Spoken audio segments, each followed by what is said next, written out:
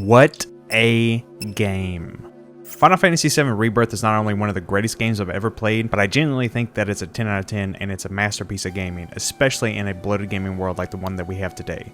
It has nearly perfect combat, phenomenal music, and a wonderful story with excellent performances. On top of that, it has insane set pieces. But like with anything, it's not perfect. There's a ton of mini games, mostly okay ones, but there are some that are kind of bad. The pacing is a bit rough at times. The performance is strange. More on that later. And it's really, really long. Speaking of long, this video is probably going to be a bit on the longer side. So let me waste no more time and let me get right into telling you why I fell in love with this game and how it became one of my top 5 games of all time. Welcome to Final Fantasy VII Rebirth. Thoughts on the story, plot, and the characters. No major spoilers. So I definitely won't get into details here, but I do want to give my overall view of the story, the plot, and the characters. Effectively, Rebirth starts you off right after Remake, and it throws you right into the action. The opening for Rebirth is one of the best openings I've ever seen in video gaming, and again, it puts you right in there. It sets up a ton of intrigue that's not answered until much later on in the game, and it's just excellent overall. The plot and the story as a whole pretty much follow the original Final Fantasy VII, with minor change-ups. They either flesh out some of the plot points that were in the original Final Fantasy VII, or that do deeper characterizations of the main cast and some of the side characters, and it's wonderful. Personally, this is one of the best stories I've experienced in gaming, but I do think it's very highly dependent upon having context with the original Final Fantasy VII, because the story is just kind of crazy and it's almost nonsensical at times. However, if you've played the original, the story makes a lot more sense. And Rebirth's story for me was more about seeing how the team at Square Enix bring some of the huge moments from the original Final Fantasy VII to life here in Final Fantasy VII Rebirth, and I think they absolutely nailed it. That being said, at the very beginning and the very end of the game, there are huge changes to the overall story that is very impactful for the Final Fantasy VII franchise, but also for the direction of the next game in the trilogy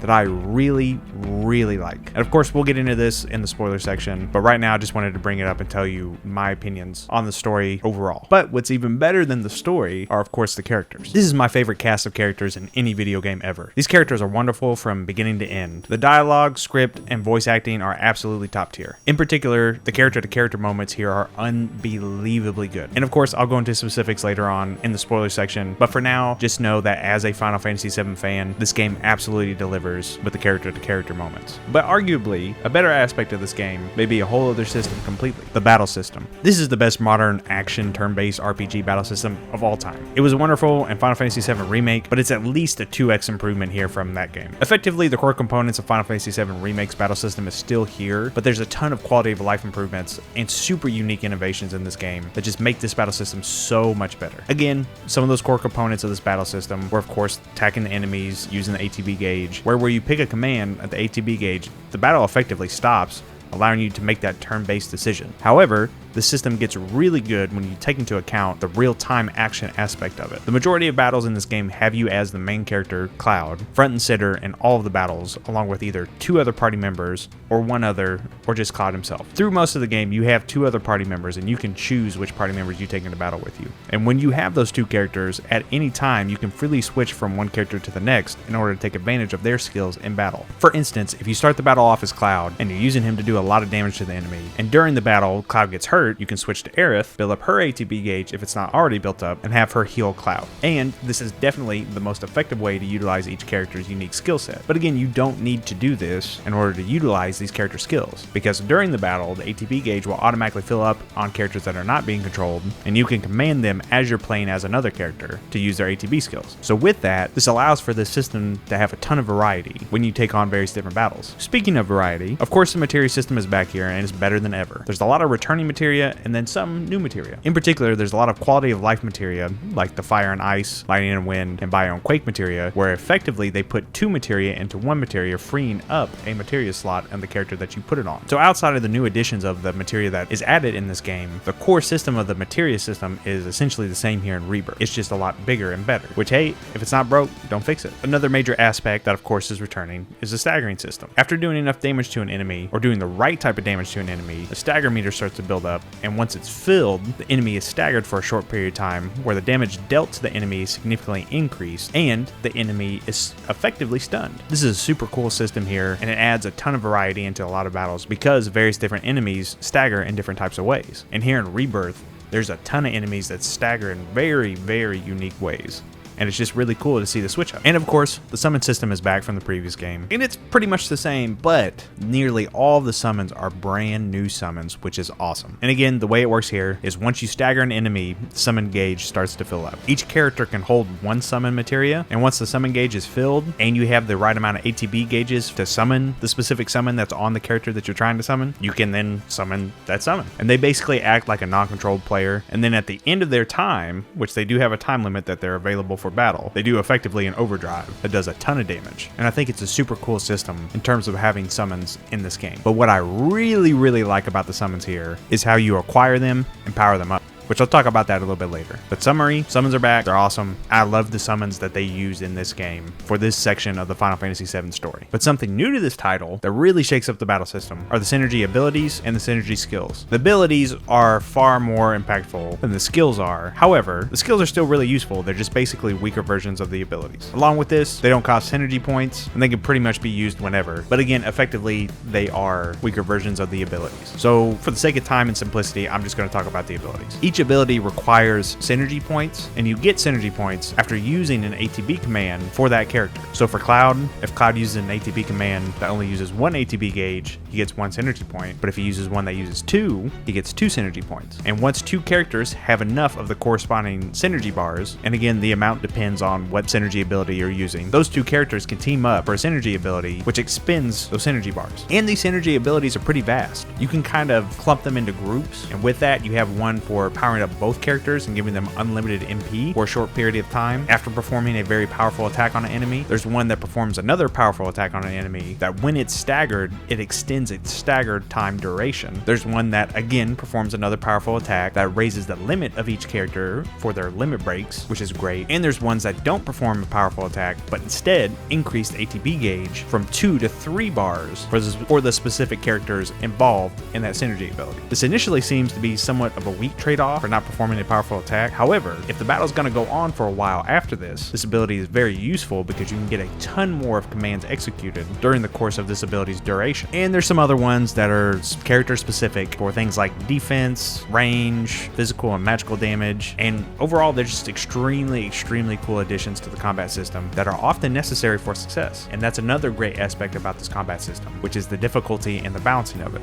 Fights here in Rebirth are often very challenging, which is awesome. I pretty much 100% of the game, with the exception of hitting the optional dungeon at the final area, but prior to that, I pretty much completed all of the optional quests, and still through the entire game, I found it very challenging. So to me, I find the balancing of this game to be pretty much perfect, which is wild because there's so many ways to play this game and level up, but I'm not really sure how they balance the game in its entirety, along with all the different playstyles that you can have with different party members to keep it consistent throughout the entire game. But somehow they did it. Speaking of playstyles, here in Rebirth, you get 3 new party members that you're able to play as. That of course being Red 13, Yuffie, and Cait Sith. In the remake, you had arguably the 4 main characters of the original Final Fantasy VII title: Cloud, Tifa, Aerith, and Barret. In Remake, all 4 of these characters played a significantly different role in battle that kind of fulfilled certain archetypes. Cloud essentially was an all-rounder, really good at pretty much everything, which I mean that's good because he's the main character and you have to play as him throughout the entire game. Tifa was the quick damage dealing glass cannon party member who was great at dealing a ton of damage quickly, but also could evade enemies the best, but it could also be taken down pretty easily. Aerith was effectively the healer, at least at the first part of the game, and then towards the end she was the best magic damage dealer. Barret was the ranged damage dealing option and the tank. He has a large health bar, slow and very sturdy, and all 4 of these characters are essentially the same archetypes here in Rebirth as they were in Remake, but the 3 additional characters that are added here in Rebirth almost feel completely different archetypes, which is excellent. Red 13 is basically a mix of Tifa and Barret, with his emphasis on combat being blocking enemy attacks, and he is by far the easiest character to block attacks with, but he's also not as tanky as Barret is, and in fact, Barret is more or less designed around getting a ton of blocks in to fill up his siphon gauge so he can kind of go Super Saiyan and start unleashing a ton of damage like Tifa does. And once he gets into the stage, he's actually a better damage dealer than Tifa, and he's quicker as well, but of course that requires him to get to that stage. Super interesting and cool design. He was actually a ton of fun to play with.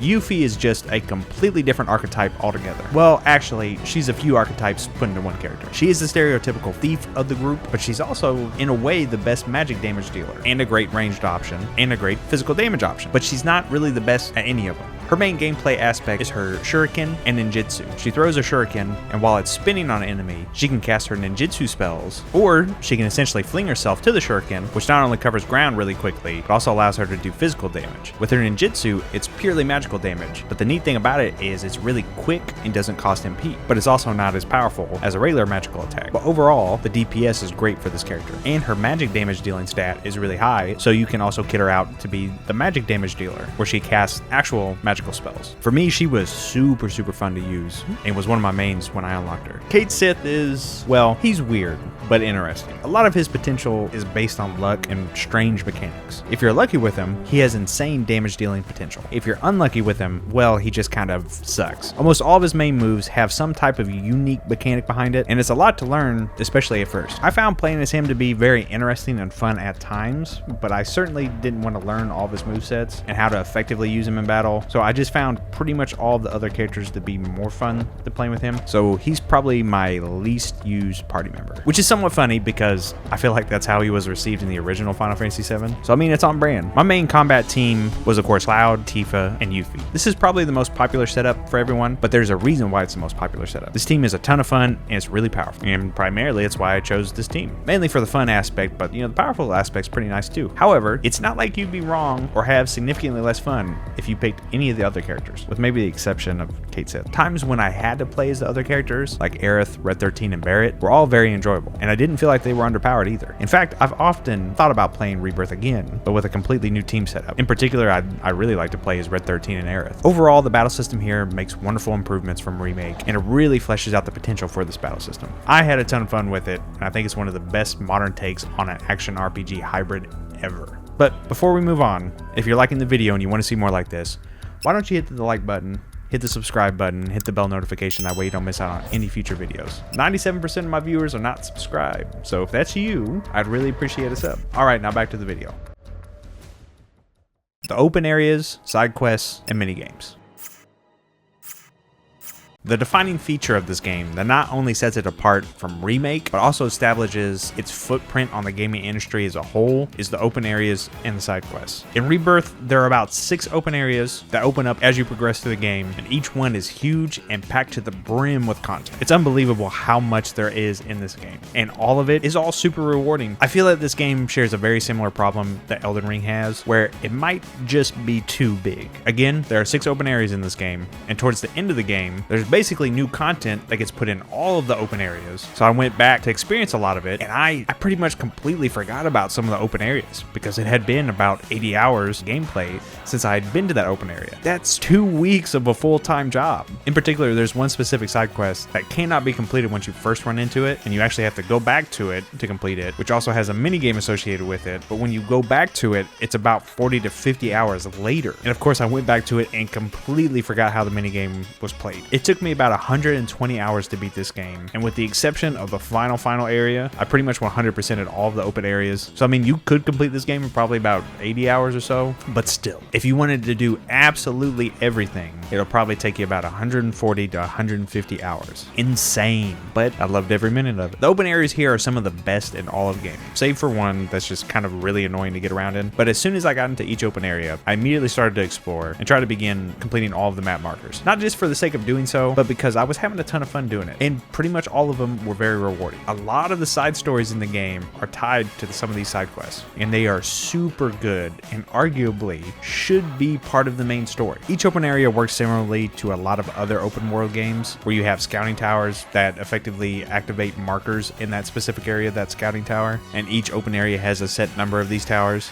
But for this game in particular, open world objectives are monster survey quests or kill quests, where you go to an area and fight a strengthened version of one of the monsters in that open area. You also have relic quests that have a specific minigame that's associated with them that's different in each open area. You have an excavation quest where you go to a specific area and dig up certain items to expand your crafting ability, which, yeah, you can craft items in this game, which is really neat. These quests are probably the least enjoyable, but they're still not bad. There's Moogle huts, where you go in there and play a Moogle minigame, and if you win, that opens up a shop that has specific and valuable items items. You have life springs where basically you just show up to them and get the information from them. But with these, if you get all of them, it activates the super boss of the area, which is always a fun fight. There's summon altars where you have 3 in an open area, and if you get all 3 of them, it powers up the summon and also decreases its strength when you're fighting it in the VR battle. And in order to acquire the summon, you have to beat it in the VR battle first. Really cool system. Very much enjoyed it. There's chocobo stops that have a special currency needed to customize your chocobo, and they also act as rest stops and fast travel points. And then of course you have the proper side quests that come from specific characters, typically in a hub area, and each one's a little bit different. Each open area has a ton of stuff to do, and I pretty much did it all. I didn't really find any of them to be boring. Again, one's difficult to traverse in,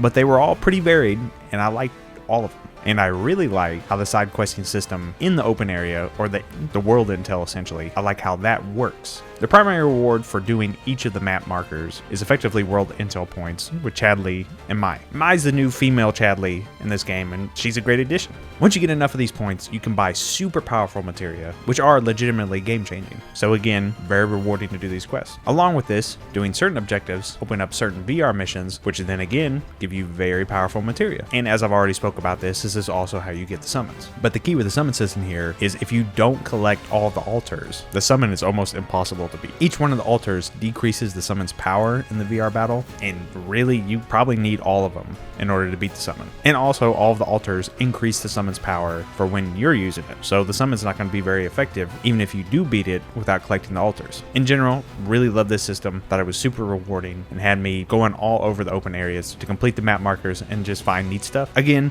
the proper side quests that are given to you from NPCs in the town area or hub area, or even sometimes out in the open world, vary significantly one from another. But each one of these side quests have you interacting with one of the other party members, which directly affects your relationship with them. If you improve your relationship with a character, you have an option to do something with them later in the game, which we'll talk about that a little bit later. But also, these proper side quests are loaded with character-to-character moments, and there's a ton of story associated with them. And it's pretty much all very high quality. Anytime one of these side quests popped up, I did them. Typically though, there is a specific minigame in these quests, and it's almost always a new one for each side quest. In general, there's a ton of minigames here in Rebirth, and unfortunately, the quality varies pretty significantly. But let's get this out of the way first. Queen's Blood is goated. It's one of the best minigames in any game that I've ever played. I would legit play a solo game that's just exclusively Queen's Blood. Every time I went into a new area, I went straight to the Queen's Blood opponents, and I did that first. It's a 10 out of 10 minigame, but it might be the only one that's like that. There are definitely some good ones though, like Fort Condor and Fort Condor. Now I'm just playing. Actually,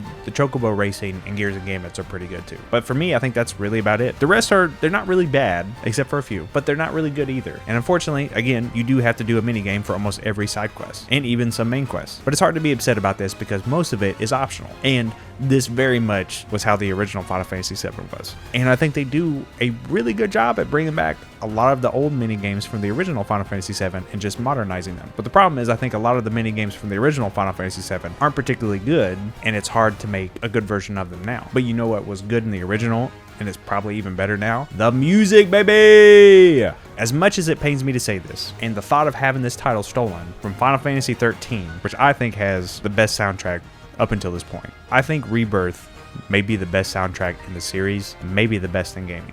And it absolutely deserves the best soundtrack of last year. It's unbelievably exceptional. It's implemented into this game so perfectly. You'll hear most of it while exploring the open world, but pretty much every main set piece is filled to the brim with an excellent score. Another really cool thing about this music is how the tracks transition from one area to the next when you're in the open areas. So basically, as you're getting to the end of one section in the open area and into the next, the track that's playing begins to slowly fade and play into the next track. It's almost seamless. If you're not paying attention, you won't notice it. It's so cool and immersive. Truly a 10 out of 10 score. The open areas here are great, but I do have two minor issues with them and with the game overall.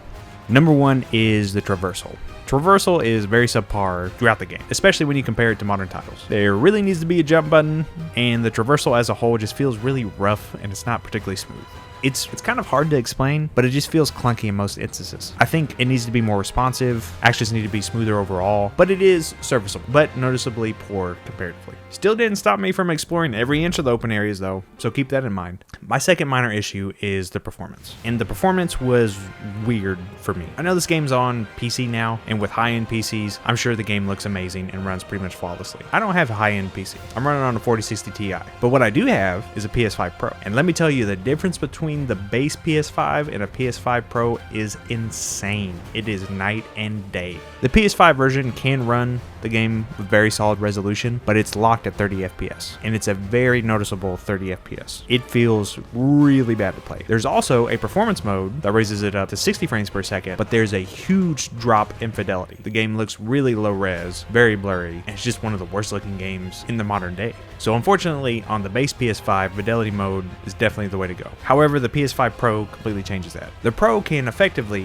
have the game running at 4K with the pisser technology at 60 frames a second. And with this, the game looks amazing. This is definitely one of the best looking games on PS5. It is an unbelievable difference between the two. Yet, there's still a significant issue with the performance. No matter what mode you run it on, the game has a ton of pop-in, and it's a lot of pop-in that is very frequent and very noticeable. Now, I think this has to do with how the game was made, and basically consoles are just getting a better performance by allowing that pop-in to exist and using the pisser technology, while PC may effectively eliminate that. Regardless, it's in the game a lot. It is very noticeable and very annoying. And it's a shame because the rest of this game just looks magnificent. The story and spoiler section.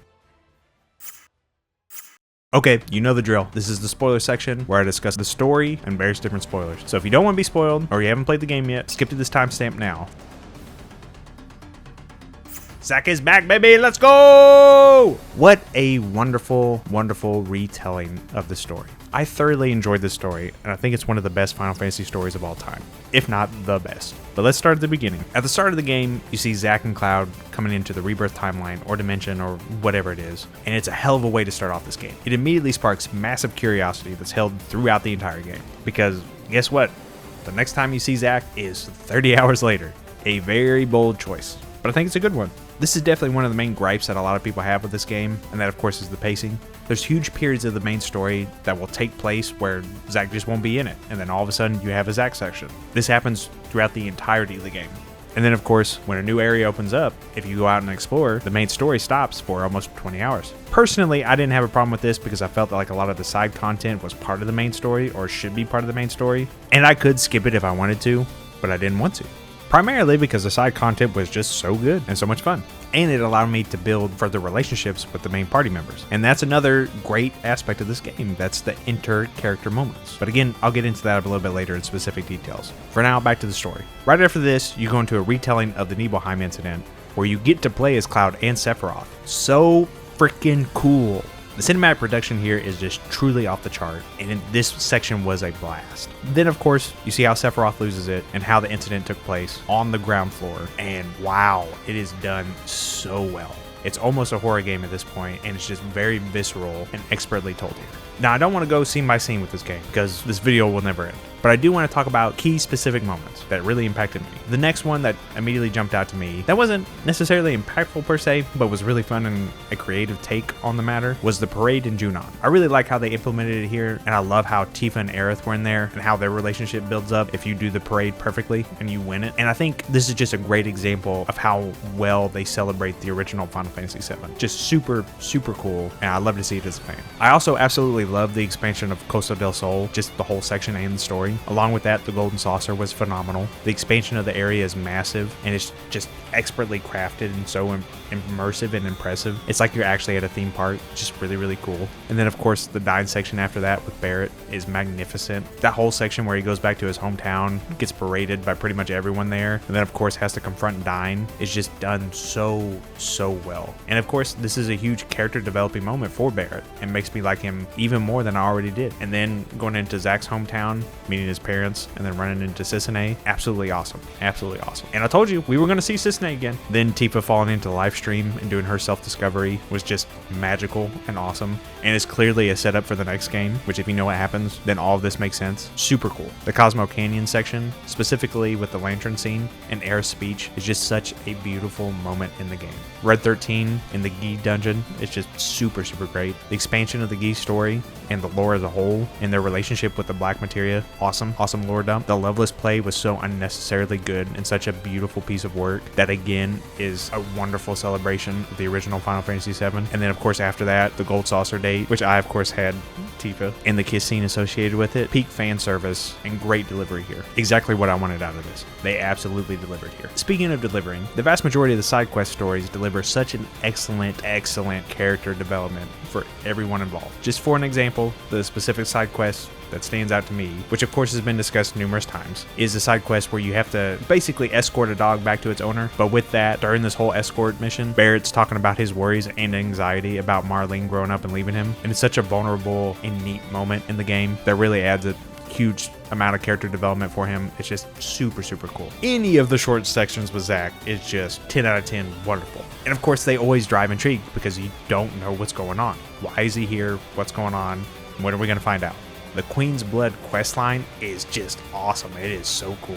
I felt like I was in a Yu-Gi-Oh season for the time the quest was going. And the end of it, loved it. Loved it. The chicken side quest was such a good inversion of expectations and a great gag. I literally laughed out loud at the end of the quest. The whole final arc of the game with the Temple of the Ancients is 11 out of a 10 experience. The little section where Cloud's chasing Aerith to get the Black Materia and he's so messed up from Sephiroth's control is a chilling moment. And then of course, Cloud and Aerith fall into the live stream, and now there's a back and forth of, hey, here's what Zack's doing at the moment, but also where is he and what's going on. And then you have Cloud and Aerith seemingly in the live stream or some other plane of reality going on a date and just kind of enjoying Midgar, which again, how do they get to Midgar? Why are they on a date? Aerith's acting weird. What's going on? And there's a tear in the sky for some reason. And then it goes back to Zack and he's making various different decisions that are leading to different outcomes. And then it goes back to Cloud and Aerith on the date, which is really pretty beautiful and just a good bonding moment for the two, where they're basically telling each other that they care for one another. And then finally they make it back to the church. And one of the last moments in this section is Aerith hugging Cloud, telling him whatever happens next, don't blame yourself. And then she gives him the holy materia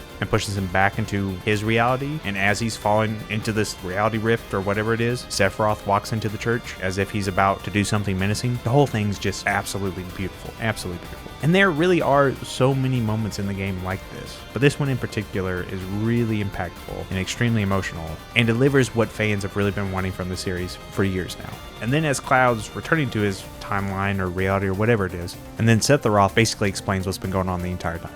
Basically what's happening is different worlds or realities are merging into one. So that explains why Zack's here and why this game is different from the original Final Fantasy VII, and also why the Whispers are here. So if that's why Zack's here, why do we see him making various different choices and having different outcomes for those choices? Well, this is showing Zack in various different realities or timelines. So our reality is supposed to be the original Final Fantasy VII reality, but we're changing it because Sephiroth's changing it and merging different realities into one. And the Whispers are trying to stop us from doing that. So that's why Rebirth follows the course of the original Final Fantasy VII, but has various different changes in it that reflect this merging of the worlds. And now the reunion, which was the main aspect of the original Final Fantasy VII, where you had the various different pieces of Sephiroth coming together to basically be brought back together to make Sephiroth whole. The reunion in Rebirth is about merging various different worlds together. And with that, Sephiroth is trying to be the ruler of all of them. So now the stakes are a lot higher. And I figured that's kind of where this game was going, and I definitely like it. I do really like how this game is significantly different from the original, and how it's its own story in a way, but also being a reimagining of the original Final Fantasy VII. But it actually gets far more interesting as the game heads into its finale. So let me hit some of the big plot points really quickly so we can effectively talk about the ending. So after Sephiroth explains the convergence of the different worlds, Cloud has to fight him for a bit, and then Aerith reappears and asks him to focus on himself to find the real him. This is definitely a nod to the next game, which if you know, you know. She then takes the holy materia, seemingly empties it, and then gives it back to Cloud. Cloud then goes into a fog light state where there's a really big time skip, and he comes back to it in the Forgotten Capital, where he now has to rush down and save Aerith. Everything leading up to this final chapter has been excellent. Aerith and Cloud having time to go on a date, then basically confessing their feelings to one another, and then essentially saying goodbye. Aerith then giving the holy materia to Cloud. It's just an excellent build-up for this moment. Because if you played the original, you know what's going to happen, or what should happen anyway. And then you have to make the journey to the altar, and it's somewhat long and foreboding. And again, all of this is important because here is where, in the original Final Fantasy VII, Aerith dies. And arguably, it's the biggest moment in Final Fantasy VII, and maybe the biggest moment in gaming ever. So the obvious question leading up to this moment is, what's going to happen? There's been a ton of buildup that would make sense for her living through this, but there's also signs that she may not, but are either a good option. If she lives, then one of the most impactful moments in gaming history is just gone in the reimagining of the story. If she dies, all of the fans that wanted to see her live in the reimagining of this, which there are a ton, will be massively disappointed. So how do you possibly tackle this moment? Well, it turns out you treat this moment just like you've been treating every moment throughout the rest of this game. Ambiguously. You choose the third option. And for this reimagining of the original Final Fantasy VII, I think it's a perfect choice. The truth of the matter here is we don't really know what truly happened yet. On the scene where she's about to be killed, you see two different outcomes. You see the outcome of the original Final Fantasy VII taking place, where she dies, and then you see a new outcome where Cloud saves her. But after all is said and done, it seems that we are in the reality where Aerith dies. However, for some reason, Cloud can still communicate with her. So what's going on? More on this in a minute, but right after this is a perfect example of how beautiful this game is. Cloud is both in terrible grief and anger, which is masterfully displayed through his emotions and facial expressions from what Sephiroth has just done. And Sephiroth is actively trying to convince Cloud to give in to this hate. And at this time, the music is swelling, it's wonderfully intense, and has a hateful atmosphere behind it. And you can see that Cloud is ready to break and give in to the hate. But then, Aerith's hand reaches up and touches Cloud's cheek, and she tells him that it's okay. The music subtly shifts to a sad, peaceful, and beautiful track, which of course is Aerith's theme. He then gets to say goodbye to her, and then the team immediately transitions to the Genova fight, where Aerith's theme continues to play throughout the first phase. There's no other fight in this game that has a peaceful, sad, and somber track that plays throughout it, except for this one, and it's a beautiful moment, and it perfectly displays that this game is in a masterclass of its own. But then the fight goes batshit insane, which also keeps it up there in that masterclass. The final fight is about an hour and a half long if you count all the phases, which it's a multi-phase fight, and I think that's awesome. In some of the phases, Zack shows up to fight Sephiroth, and in some of the phases, Zack and Cloud team up, which is super cool, which is like peak fan fiction. That's just awesome. Some of the other phases, the rest of the team, which is separated from Cloud, have to fight Sephiroth, which is super cool. And then in the final phase, Cloud has to fight Sephiroth, but then because they're in the confluence of the realities, Aerith shows up. So now it's Cloud and Aerith versus Sephiroth, and it's just a super epic showdown. In the whole fight, it's long and difficult. I had to do it twice because I didn't have the proper setup on Aerith. I just couldn't beat the final section. But of course, after he's defeated, he of course takes off, Aerith disappears, and Zack goes back to his reality. And then Cloud goes back to the reality that he's originally from, where Aerith dies.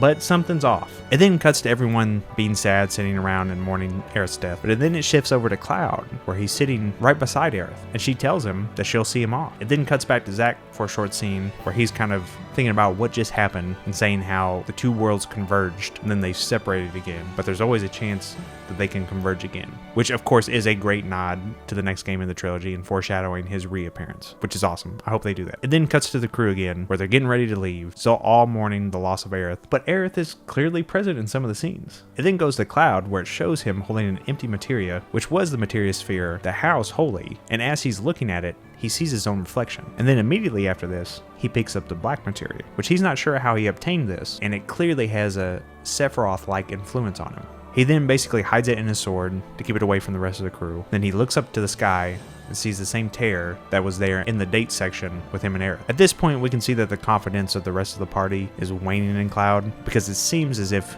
he's mentally losing it. And right before he's about to hop on the plane and leave, Cloud has his final goodbye with Aerith, who is clearly communicating with him. And of importance, she is leaving to go home, and she's not going to continue the journey with him. She then leaves Cloud with an encouraging farewell by saying, "I'll leave the rest to you. Good luck." Cloud hops on the plane, they take off, and the song that Aerith sings in the Loveless Play begins to play, and then the game ends.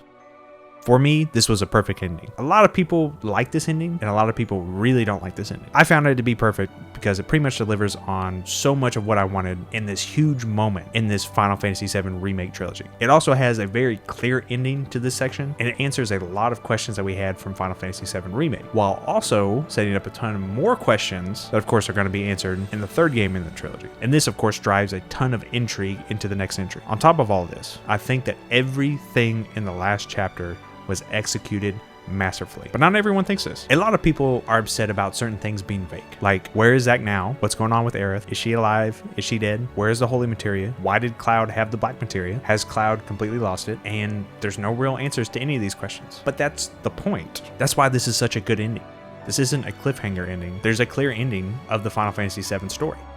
But there's still a ton of answers that we don't have, which for me, this makes the third entry so much more appealing, which is exactly what I wanted from this game. But let me tell you my take on things, on what I think is going on here in Rebirth and what's going to happen in the next game. I think Zack is either back in his reality or he's in our reality and he just doesn't know it yet. But if he's back in his reality, I think we're going to see the convergence again, and we'll see him in the next game. And hopefully he's a big part of it. I think in this reality, Aerith is dead. In a way, anyway. But I think she's dead in the same way that Sephiroth is dead. I think she's either part of the planet now, or part of the convergence, or something like that. But I think that she can be in multiple realities and appear when she's needed. And I think that she's able to do this because she took the Holy Materia, and that's why the Holy Materia orb is now empty. Continuing with this, that specific shot where we see Cloud looking into the empty orb and seeing his reflection, that's definitely intentional. I would bet that when Cloud has to go into the life stream in the third game and basically goes into a psychosis, he's going to have to use the life stream to refill that orb with his essence. And this is going to be how he stops Sephiroth. I think Cloud having the black materia is just going to be a really cool plot device that pushes him more and more towards that insanity. And I think it's going to act like the One Ring from the Lord of the Rings, basically. And I think it's going to be great. And with that, I think that's a good analogy of this game. And I'm definitely stealing this from Maximilian Dude.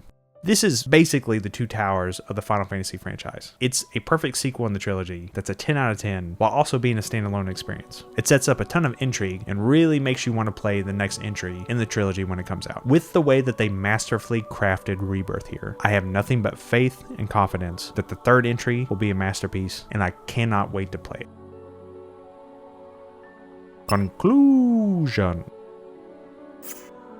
Final Fantasy VII Rebirth is by far my favorite modern Final Fantasy title, if not my favorite Final Fantasy title of all time. The open worlds are amazing, the side quests are deep and rich in story, the combat is a perfect blend of action and RPG, the story is one of the best told in the series, this cast of characters is the best cast in all of gaming. However, there are too many minigames, the traversal isn't as smooth as I would like, and the performance is a bit shaky with a ton of popping. But even with this, I think that Final Fantasy VII Rebirth is a masterpiece of a game that delivers everything that I wanted, and things that I didn't know that I wanted. I am so excited for the next entry, and I just hope we get more games like this from this team after this is all said and done. Because for me, Rebirth is an all-timer and such an excellent and special game that reminds me why I fell in love with this medium, and it has me falling in love with it all over again. Final Fantasy VII Rebirth is truly one of the best games ever made. If you liked the video and you want to see more like this, hit the subscribe button, hit the like button, hit the bell notification. That way you don't miss out on any future videos. Again, 97% of you are not subscribed, so please. And leave a comment and tell me what you thought about the video or what you'd like to see me do next. Again, thank you for all the support. I appreciate each and every one of you, and I love seeing what you think about the video or your opinions on the game in the comments. Also, if you want to help support the channel further, consider becoming a member and get some extra loyalty badges and emojis for comments, and a shout out in my next video. But until then, I wish you all the very best, and I hope you enjoy. Bye-bye!